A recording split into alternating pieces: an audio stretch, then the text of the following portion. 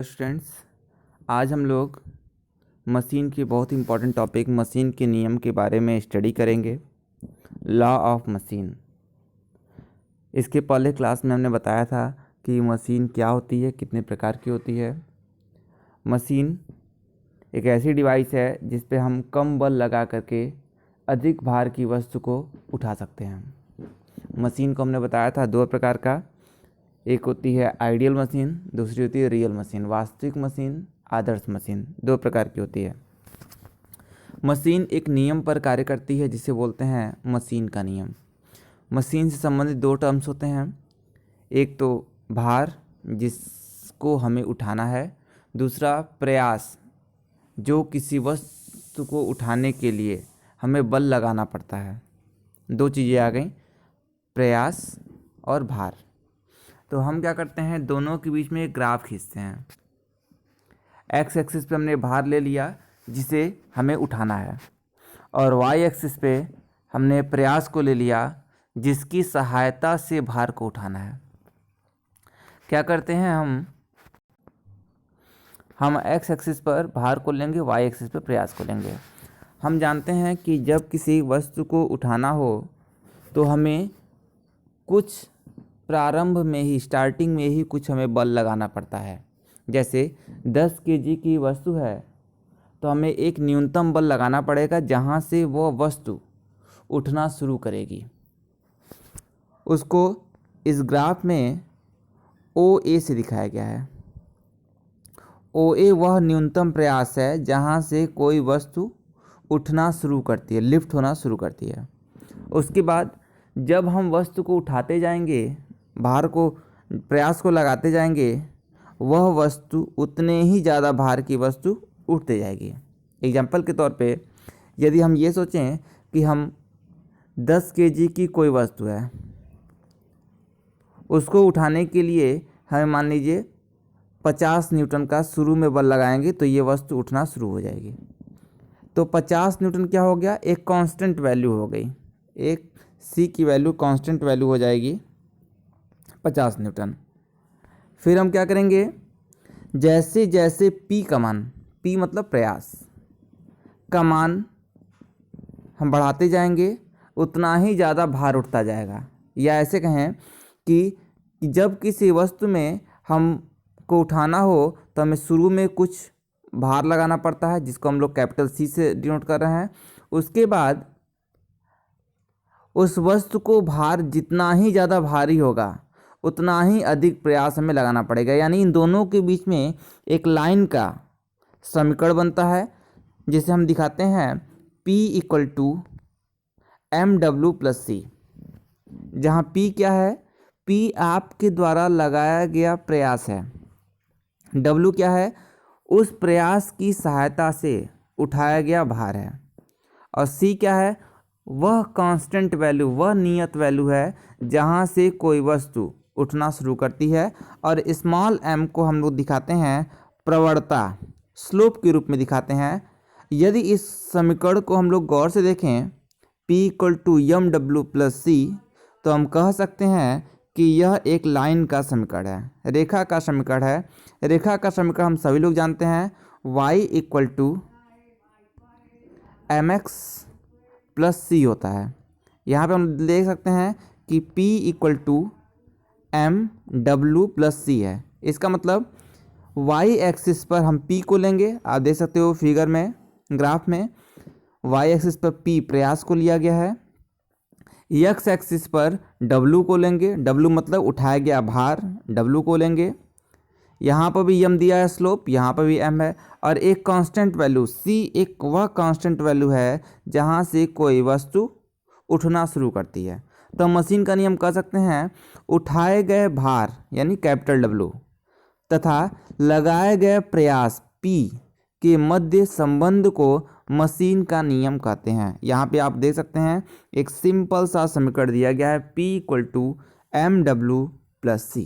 आपके एग्जाम में पूछा जाता है, बताइए मशीन क्या होती है और वह किस नियम पर कार्य करती है। तो पहले आप मशीन को डिफाइन करेंगे, फिर मशीन से संबंधित नियम को बताएंगे कि किसी वस्तु के उठाए गए भार और उस भार को उठाने में लगाए गए प्रयास के बीच के संबंध को मशीन का नियम कहते हैं। यानी P और W के बीच का संबंध, क्या संबंध होता है? P equal to mw plus C, जहाँ P क्या है? लगाया गया प्रयास है, W उठाया गया भार है, C वह कांस्टेंट वैल्यू है, वह नियत वैल्यू है जहाँ से वस्तु उठना शुरू करती है, m उसकी प्रवणता है, स्लोप है। इससे संबंधित हम लोग न्यूमेरिकल देखेंगे। इस नियम को हम लोग गौर से देखें, क्वेश्चन को गौर से देखें। कहा गया है एक मशीन में यह पाया गया है कि 120 न्यूटन का आयास 300 न्यूटन के भार को उठाता है। आप देख सकते हैं कि P का मान 120 न्यूटन, P मतलब लगाया गया प्रयास है, और 3000 न्यूटन का भार उठाता है। W का मान 3000 न्यूटन दिया हुआ है, और 160 न्यूटन का आयास 4000 न्यूटन के भार को वो उसी दूरी तक उठाता है। आप देख सकते हैं यहाँ पर P1 की वैल्यू 120, P2 की वैल्यू 160, W1 की वैल्यू 3000 और W2 की वैल्यू 4000 न्यूटन का भार उठाता है। यदि मशीन का वेग अनुपात वेलोसिटी रेशियो VR 36 हो तो ज्ञात करें। पहला है मशीन का नियम। मशीन का नियम में क्या होगा? पहले हम मशीन के नियम को डिफाइन करेंगे और ग्राफ खींचेंगे। तो ग्राफ खींचने के लिए हम क्या करेंगे? y एक्सिस पे ले लेंगे प्रयास और x एक्सिस पे ले लेंगे भार। क्या दिया जा रहा है? जब आपका प्रयास P का मान 120 न्यूटन है, आप क्या करेंगे? इसको बनाने के लिए स्केल 1 सेंटीमीटर बराबर हम मान लेंगे 1000 न्यूटन x एक्सिस पे, और y एक्सिस पे 1 न्यूटन बराबर 1 सेंटीमीटर बराबर 40 न्यूटन मान लेंगे। इसके आधार पर हम ग्राफ खींचते हैं कि जब प्रयास का मान 120 न्यूटन है, आप फिगर में ग्राफ में देख सकते हैं, जब प्रयास का मान 120 न्यूटन है तब W का मान कितना है? 3000। ये ग्राफ में आपको देख सकते हैं, एक पॉइंट के रूप में दिखाया जा रहा है। और जब प्रयास का मान 160 न्यूटन है तो भार का मान कितना है? 4000। तो दोनों के बीच हम लोग ग्राफ खींचेंगे, एक सीधी रेखा से कट करेंगे, और जो कि ओरिजिन को, मूल बिंदु को नहीं कट करती है। यही मशीन का नियम होता है। फिर पूछा गया सेकंड, अधिकतम यांत्रिक लाभ, मैक्सिमम मैकेनिकल एडवांटेज। तो मैकेनिकल एडवांटेज कैसे निकालते हैं? मैकेनिकल एडवांटेज इक्वल टू होता है W/P। क्या करेंगे? सबसे पहले W का मान ले लेंगे 3000 न्यूटन, और P का मान ले लेंगे 120 न्यूटन। तो मैकेनिकल एडवांटेज इक्वल टू हो जाएगा W/P, यानी 3000/120। इसको हम लोग सॉल्व करेंगे तो 25 आएगा। मैकेनिकल एडवांटेज यह एक अनुपात होता है, इसका कोई भी मात्रक नहीं होता है। या ऐसे भी निकाल सकते हैं, यदि हम W का मान ले लें 4000 न्यूटन और P का मान ले लें 160 न्यूटन, तो मैकेनिकल एडवांटेज इक्वल टू हो जाएगा 4000/160 यानी 25। तो हम लोग यांत्रिक लाभ निकाल चुके हैं, दोनों के केस में 25 आया है, तो लिख सकते हैं अधिकतम यांत्रिक लाभ बराबर 25। फिर क्या पूछा है? अधिकतम दक्षता, मैक्सिमम इफिशियंसी।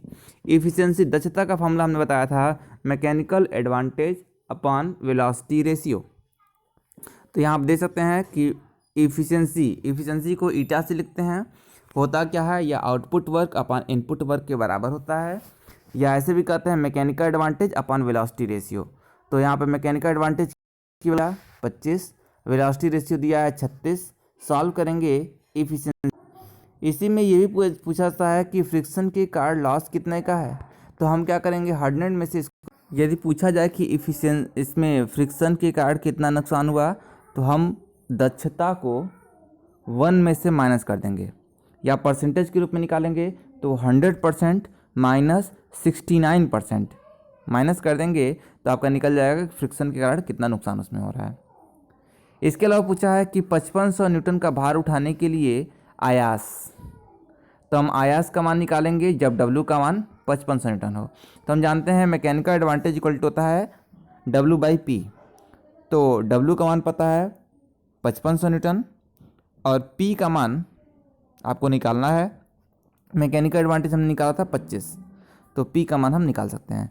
इस टर्म्स को हम जरूर याद रखेंगे कि किसी भी मशीन की इफिशियंसी नियत होती है, किसी पर्टिकुलर मशीन की इफिशियंसी, मैकेनिकल एडवांटेज और वेलोसिटी रेशियो नियत होता है, वो चेंज नहीं होता। मशीन जब चेंज करेंगे तभी इन तीनों की वैल्यू चेंज होगी। अन्यथा ये कांस्टेंट रहती है। इससे संबंधित और भी न्यूमेरिकल आप लोग सॉल्व करेंगे और प्रैक्टिस करके बताएंगे कि ये आपको समझ में आया कि नहीं। Thank you.